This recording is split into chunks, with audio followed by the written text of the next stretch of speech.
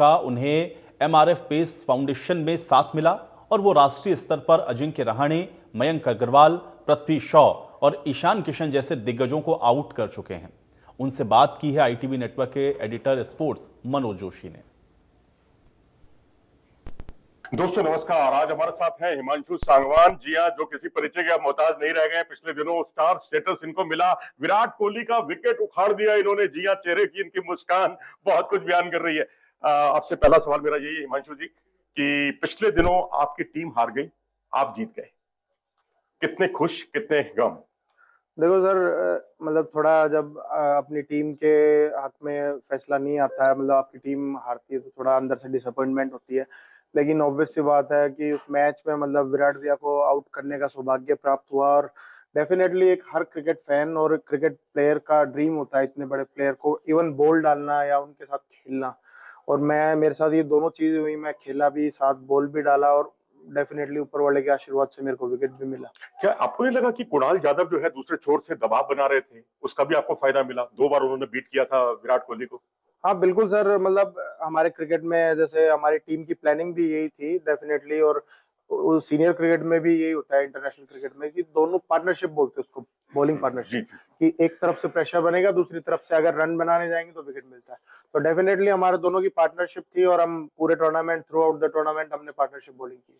तो जिस तरह से आपकी बॉल थी, गुड लेंथ की आपने डिलीवरी की थी, और जिस तरह से गेंद और थोड़ा सा फॉरवर्ड गए और आगे खेलना चाहते थे, क्या एक रणनीति थी आपकी या बस विराट खुद ब खुद फंस गए आपके जाल में? नहीं सर, जैसे क्या होता है कि मैंने देखा कि जब मैं बॉलिंग पे आया उससे पहले मैं बॉलिंग नहीं कर रहा था, मतलब कुणाल और एक तरफ से राहुल शर्मा बॉलिंग कर रहे थे। तो उन्होंने मतलब उनको बॉल डाला शुरू में, पहले 2-3 बॉल कुणाल की बॉल पे बीट भी हुए हो। तो जब मैं बॉलिंग पे आया तो मैंने नॉर्मल यही था कि मतलब इतने बड़े प्लेयर के सामने अगर आप ज्यादा प्लानिंग करोगे तो खुद ही फंस जाओगे। तो मेरा ये था चीजों को सिंपल रखता हूँ। फिर मैंने शुरुआत की कि भी एक अच्छे एरियाज में बॉल डाले। जैसे आपने देखा कि मैंने पहले 2 बॉल डाले, उन्होंने डिफेंस किया था। फिर जब उन्होंने मेरे को काउंटर अटैक किया, उनको निकल के मेरे को स्विंग काटने के लिए उन्होंने निकला और मेरे को बाउंड्री मारा सामने। तो उसके बाद मैंने जब रनअप पे जा रहा था तो मैंने सोचा कि भी डेफिनेटली ये बॉल एफर्ट बॉल होगा, क्योंकि जब एज ए फास्ट बॉलर कोई आपको बाउंड्री मारता है वो भी निकल के, तो अंदर से एक एग्रेशन नेचुरल आता है। तो मैंने भी यही सोचा। तो एग्रेशन आता है या आदमी और हताश हो जाता है कई बार कि जब विराट कोहली ने आके चौका मार दिया सामने, तो कई बार एक डर नहीं लगा था उस वक्त आपको कि कहीं ऐसा ना हो यार मेरी हर बॉल पे चौका पड़ेगा आगे? नहीं सर, विराट सामने ऐसा है कि इतने साल से क्रिकेट खेल रहे हैं, तो डिपेंड करता है कि आपने पीछे आपका क्या हार्ड वर्क रहा है, क्या होमवर्क करके आया हो। अगर डेफिनेटली आपने हार्ड वर्क किया है तो उस टाइम एग्रेशन आएगा कि चलो इस बॉल पे मैं भी थोड़ा एफर्ट लगा के डालता हूँ। तो विराट के लिए किस तरह का आपने होमवर्क किया था? तो मेरा यही था कि सर मैं एक उस 2-4 सेकंड में यही सोचा कि भी अगर मैं आउट स्विंग डालता हूं तो हो सकता है कि वो इनिशियल स्टेज है, शुरुआत है, तो वो बीट हो जाए, मेरे को विकेट ना मिले। तो मेरा यही था कि भी एक एफर्ट बॉल डालूंगा और वो बॉल मतलब चौथे पांचवें स्टंप से पैड लाइन पे या स्टंप्स पे लगे, ये मेरा एम था और इस चीज का मेरे को रिजल्ट मिला। हिमांशु, आप जो है आपको देखा गया कि आप जो मैकग्रा है, Glenn McGrath, MRF pace foundation में आपको उनका सानिध्य मिला, साथ मिला। कितना फायदा हुआ ग्लेन मैकग्रा से? क्या सीखने को मिला? सर जैसे कि मैं जब क्रिकेट खेलना शुरू किया तो हमारे कोचेज वोचेज बताते थे कि हमें मतलब इतना आइडिया नहीं था क्रिकेट का। तो उन्होंने बताया कि भी जब कोई सीनियर प्लेयर बात कर रहा हो या आपको कोई एडवाइस दे रहा हो, वो छोटी छोटी चीजें होती हैं, आपको लगेंगी छोटी लेकिन वो एडवाइस आपकी लाइफ बदल सकती है या क्रिकेट कैरियर बदल सकती है। तो यही किस्सा मेरे साथ हुआ। मैं सबको बता देना चाह रहा हूँ कि भी मैं कैंप में नहीं गया था, वहाँ ट्रायल्स पे गया था। एमआरएफ की ट्रायल्स होती हैं बस जिसमें चंद कुछ दिनों के लिए कुछ दिन के लिए, इवन 7 दिन का होता है। तो उसमें मतलब उन्होंने मेरे को मतलब सबकी वीडियोस देख रहे थे, वो जो भी बॉलर्स आए थे 24-25 बंदे थे, तो उसमें लास्ट मेरा नंबर था।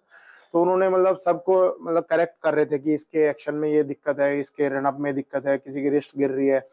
तो जब मेरा नंबर आया, लास्ट नंबर आया, तो उनके वहाँ के जो हेड कोच है सेंथिल सर और मैग्रा सर दोनों हैं, तो उन्होंने बच्चों से पूछा भाई ये सब चीजों इनका सबका करेक्शन हमने बता दिया, लास्ट वीडियो है इसका करेक्शन आप बताइए। ऐसे ही स्क्रीन चल रही थी, उसमें ऐसे खड़े थे।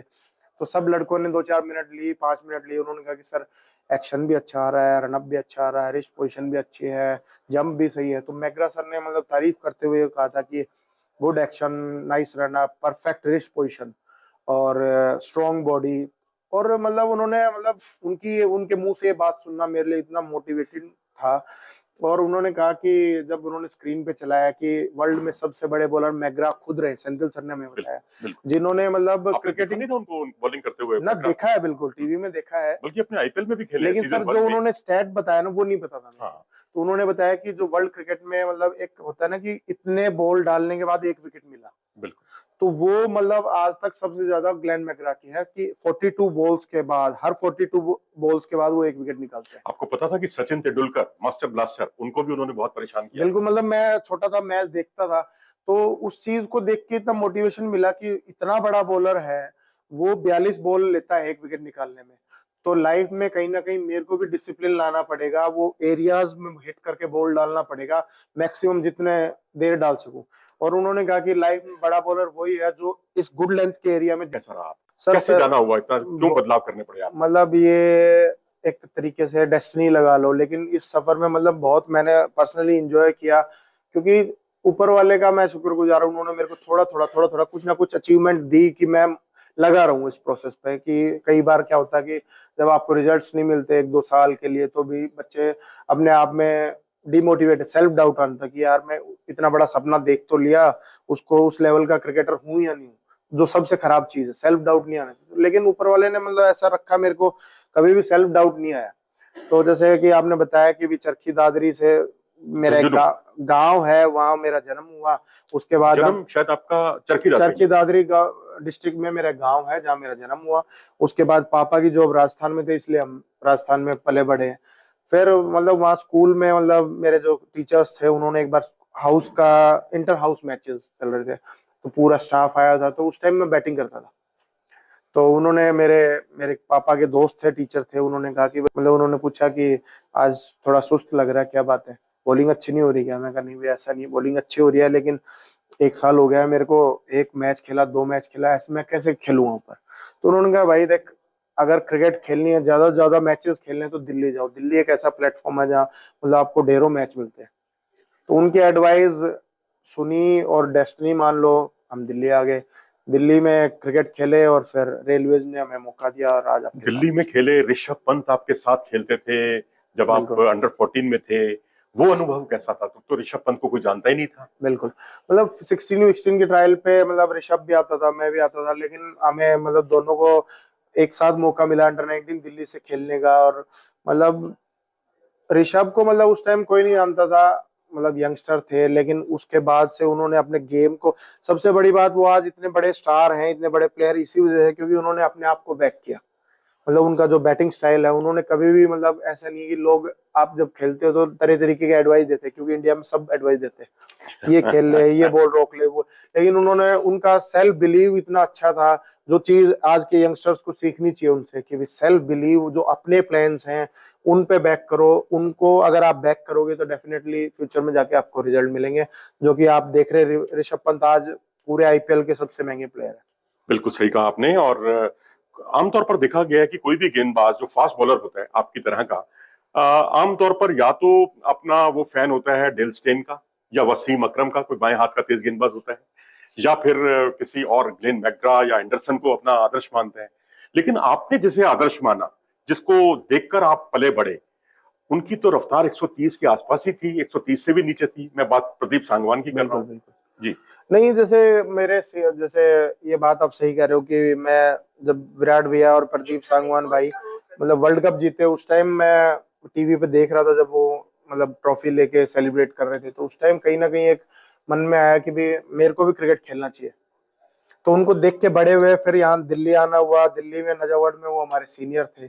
और मतलब ऐसा नहीं है कि जैसे आपने बताया कि हो सकता है कि भी आपकी जो आपने सर्च किया वो गलत हो, लेकिन उनकी मतलब उन्होंने 150-150 की स्पीड से भी बॉल डाली है। अच्छा, अरे हाँ वाह, ये आई नई जानकारी है हमारे लिए। हम तो बिल्कुल। उनको 128 126 नहीं वाला ना, बॉलर समझते बहुत थे मतलब इंडिया में शुरुआती दिनों में। मतलब हाँ ना ना, बाद में अभी भी लास्ट तक भी। लीजिए, एक नई ब्रेकिंग न्यूज दे दी है हमने आपको कि प्रदीप सांगवान, जिन्हें आमतौर पर 128 130 वाला बॉलर माना जाता है, इनका कहना है सांगवान जी का कि वो एक समय 150 को भी वो टच कर चुके हैं। तो बिल्कुल अपने आप बिल्कुल। में बहुत बड़ी खबर है अपने आप में। एक टाइम मतलब ऐसा था कि इंडिया के मतलब सबसे फिटेस्ट प्लेयर जिनको बोलते थे, ईशांत शर्मा के साथ शायद वो एक हाँ साथ ही एक दोनों बैच का। के थे। हाँ, क्योंकि सरफराज मुझे याद है यहाँ आए थे, पाकिस्तान के जो तेज गेंदबाज हैं, दिल्ली में कैंप लगा था, तो उन्होंने प्रदीप सांगवान की और ईशांत शर्मा की खूब तारीफ की थी।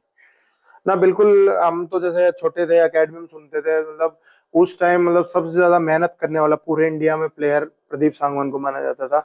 और भाई वो तो उनकी भाई फॉर्चुनेट लगाओ या अनफॉर्चुनेट लगाओ कि इंडिया खेलने का मौका नहीं मिला, और वो मतलब इंडिया छोड़ के सब हर चीज वो खेले हैं और बड़े प्लेयर हैं, उनसे हमने सब कुछ सीखा। चलिए, प्रदीप सांगवान का जिक्र हो गया, ऋषभ पंत का जिक्र हो गया, ईशान किशन को कौन भूल सकता है, मयंक अग्रवाल को कौन भूल सकता है, अजिंक्य रहाणे को कौन भूल सकता है। आप समझ गए होंगे कि मेरा अगला सवाल क्या है। बिल्कुल बिल्कुल। आप, क्योंकि उन सबको जिनके मैंने नाम लिए उन सबको आउट कर चुके हैं विराट कोहली से पहले।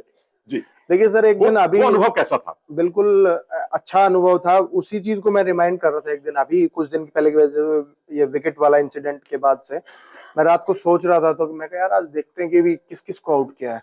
तो मैंने रिमाइंड किया, तो उसमें मैंने 81 विकेट है मेरे फर्स्ट क्लास में, क्या बात? उसमें से 22 विकेट इंडिया प्लेयर्स के हैं जो अभी करंट इंडिया खेल रहे मैं शायद एक नाम भूल रहा हूँ, पृथ्वी शाह को भी आपने हैं, आउट पृथ्वी शॉ भी। जी। तो उसमें 22 इंडिया प्लेयर है। तो उस दिन मेरे को मतलब डेफिनेटली इतनी अच्छी नींद आई, क्योंकि वो सेटिस्फेक्शन, मैंने नहीं सोचा कि इतने साल मेहनत किया है, तो अपने आप में एक बिलीव आया कि हाँ अच्छे डायरेक्शन में है, और इतने इतने बड़े बड़े प्लेयर जो अभी इंडिया खेल रहे हैं उनको मेरी बॉलिंग में दिक्कत हो रही है, तो डेफिनेटली कुछ ना कुछ अच्छा इनमें करें। जो जितने नाम अभी मैंने लिए उनमें से किसका विकेट लेकर आपको बड़ा, जिसे कहते हैं, गदगद हो गए आप? आपने जाके आईना देखा होगा कि भाई यार ये मैं ही हूँ जिसने इनको आउट किया है। ऐसा कौन सा बल्लेबाज था? जैसे कि सर मेरा डेब्यू सीजन था उस साल, मतलब तीसरा मैच हमारा अगेंस्ट बॉम्बे था, जिसमें वानखेड़े में या वानखेड़े में, जिसमें अजिंक्य रहाणे, पृथ्वी शॉ, शार्दुल ठाकुर, सूर्य कुमार यादव, मतलब बड़ी टीम खेल रही थी।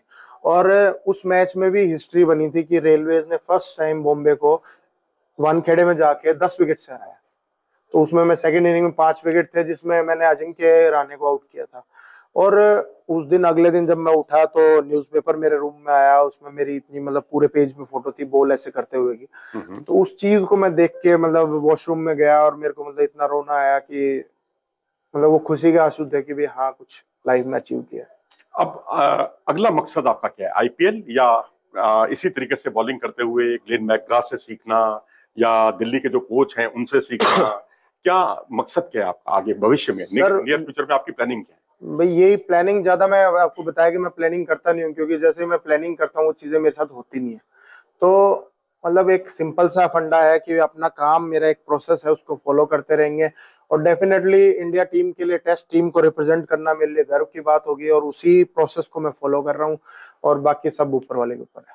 हिमांशु जी, अब लोग ये भी जानना चाहते हैं आपके बारे में कि आप क्या खाते हैं, क्या आपकी रुचियां हैं, जरा हो जाए इस बारे में। सर जैसे मैं अभी 13-14 साल से अकेला रह रहा हूँ, तो ऐसा है कि नॉर्मल मैं चीजों को कॉम्प्लिकेटेड करता नहीं हूँ कि ये खाना है या ये नहीं खाना। जो मेरे घर में अवेलेबल है देसी खाना, जैसे कि मैं, आपको पता है कि मैं हरियाणा से बिलोंग करता हूँ, तो घर में इतना मतलब अच्छा खाना जो भी होता सबके घर में होता है। तो घर में जो हमारे जितना वो है उतना सप्लीमेंट हमें नहीं दे सकते, क्योंकि जो माँ के हाथ का या किसी के भी घर के हाथ का, उसमें प्यार एक अलग से प्रोटीन का काम करता है, जो आप खाएंगे तो मतलब आपको। मैं भी सिंपल रखता हूँ चीजें, ये नहीं है कि भी कुछ अलग से मैं खाता हूँ, जो घर का खाना वो खाता हूँ।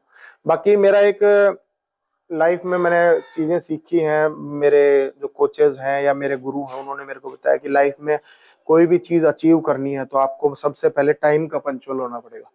और जो कि मैं, मेरे जो नॉन है सबको पता है कि मैं जब भी क्रिकेट जो मेरा सीजन खत्म हो तो उसके बाद जब भी घर आता हूँ तो मेरा एक रूटीन होता है कि जिसमें मैं 4 बजे बेड छोड़ ही देता हूँ हर हालत में, जैसे बारिश आ रही हो, चाहे ठंड हो, चाहे गर्मी हो।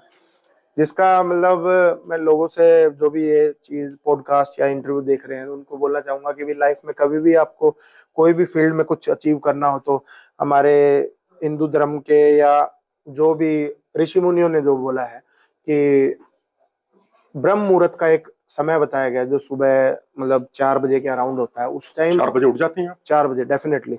उस टाइम अगर आप कोई भी फील्ड में हो, उठ के उस चीज के लिए काम करते हैं तो डेफिनेटली आपको लाइफ में बड़े रिजल्ट मिलेंगे। तो ये चीज आप लोग ट्राई करके देख सकते हैं।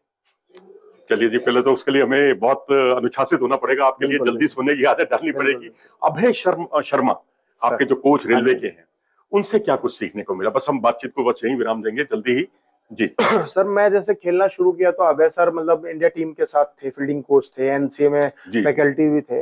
लेकिन एक मेरे को किस्सा याद है, मैं अभी 2019 के बाद का जो सीजन था, जब मैं 7 मैचों में 32 विकेट लेके आया था, तो अभय सर मेरे को जानते नहीं थे। तो मैं करनेल सिंह हमारा स्टेडियम, उसमें हमारा इंटर रेलवेज का कैंप लगा हुआ था।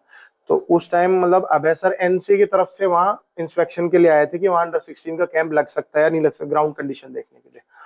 तो हमारे मतलब 10-15 बच्चे जो कैंप में थे वो सब लोग मतलब रनिंग करके रुक गए थे, लेकिन मैं ट्रेनर के साथ फिर भी रनिंग कर रहा था पूरे ग्राउंड में।